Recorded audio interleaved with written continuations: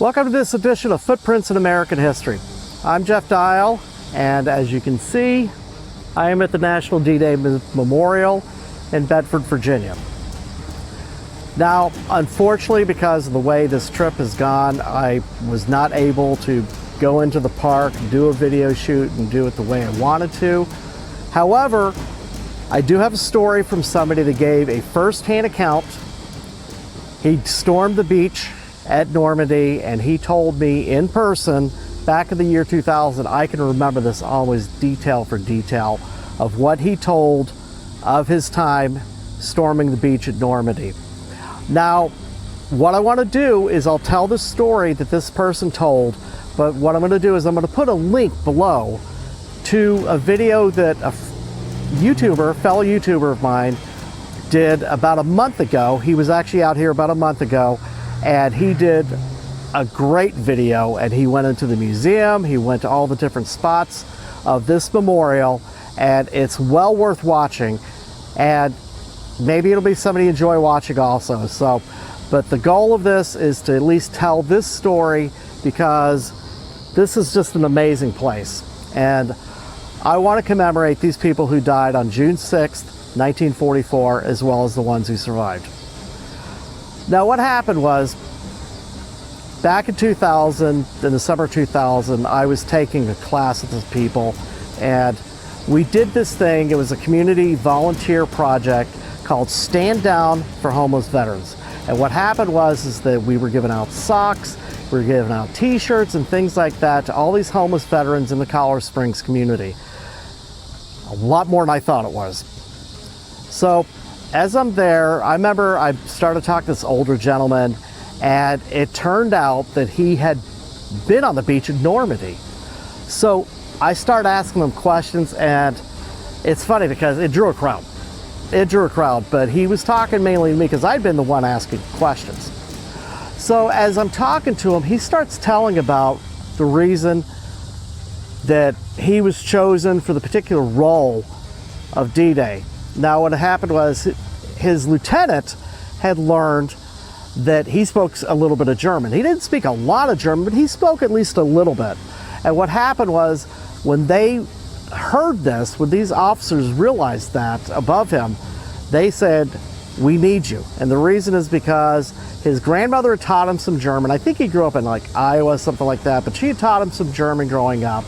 And if they captured any enemy soldiers, they needed him to translate. So the lieutenant looked at him and goes, "If I go left, you go left. If I go right, you go right." And just like the movie Saving Private Ryan, which incidentally I'd like to tell you, the Colorado Springs Gazette had asked him to review the movie Saving Private Ryan when it came out in 1998. And he absolutely agreed to it. And what he explained to us was that the first half of this movie was just the way he remembered D-Day. He said it was exactly the way he remembered it. The second half, he said, was all Hollywood. The stuff about sticky bombs, he laughed about that. He said, you don't need to do that stuff. All you have to do is just take your grenade, throw it under the tracks of the tank, and it'd just blow it right off. So he started telling us that it was just like the way the movie showed.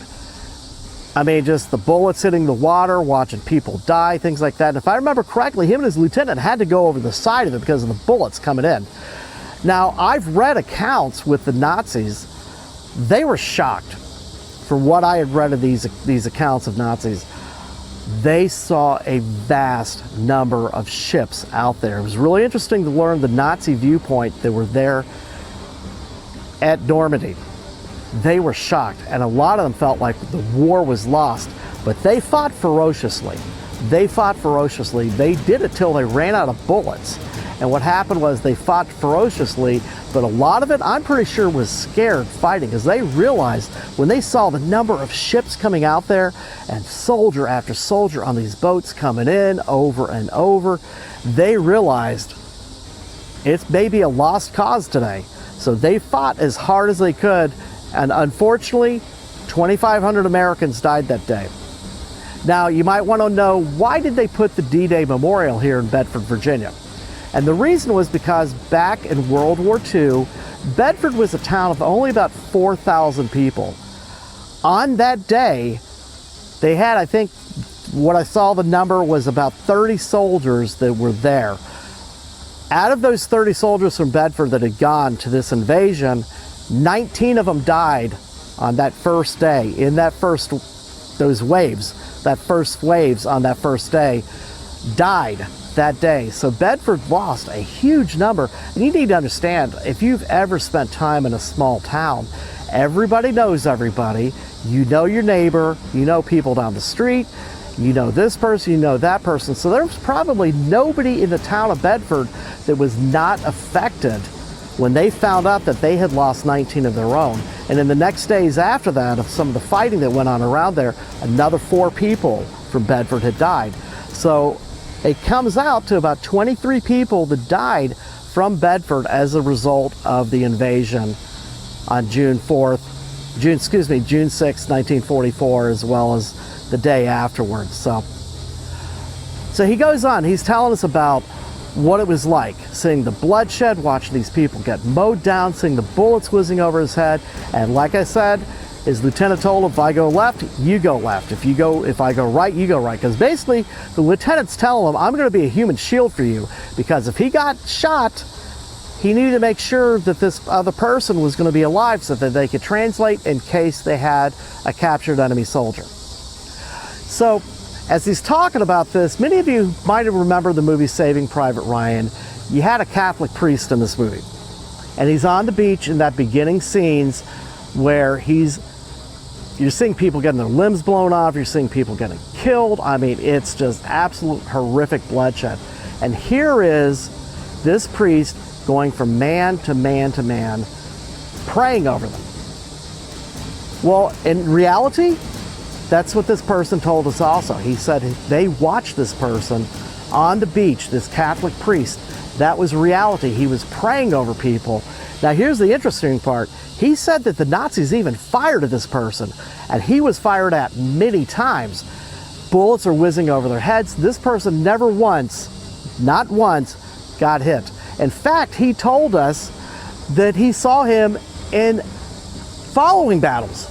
He saw him doing the same thing in battles afterward. Never got shot. He went on to tell us that there was one other battle. I believe it was the Battle of the Bulge. He described it in a different name. He used a different name. But from the research I've seen, it seems to be the Battle of the Bulge.